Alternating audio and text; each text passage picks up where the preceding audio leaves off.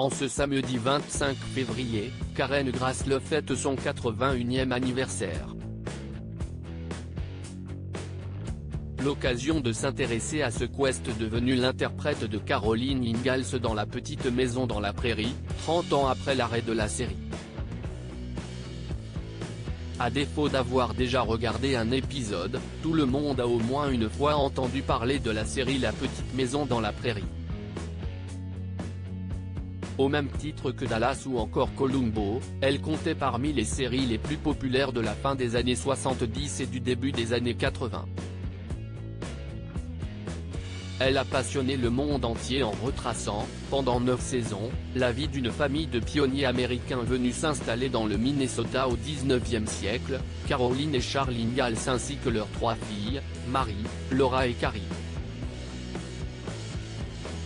Le succès n'avait cependant pas été immédiat et la série avait failli être annulée après seulement 2 saisons faute d'audience suffisante.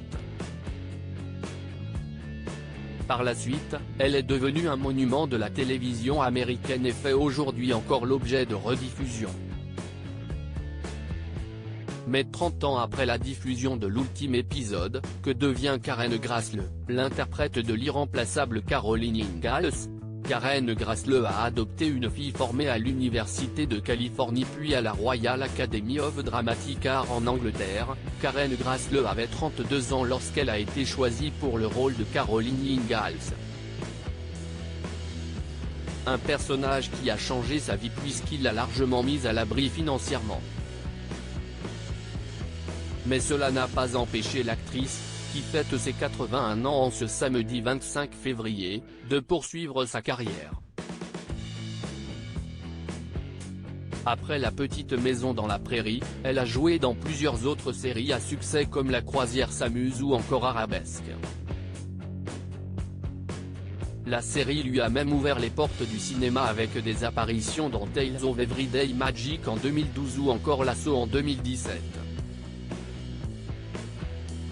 Côté vie privée, Karen Grassle a été mariée 3 fois. Après une première union avec l'acteur Léon Russon, elle avait épousé Alan Radford en 1982. Ensemble ils ont adopté une fille, Lily, avant de se séparer quelques années plus tard. En 1991, elle a finalement épousé Scotty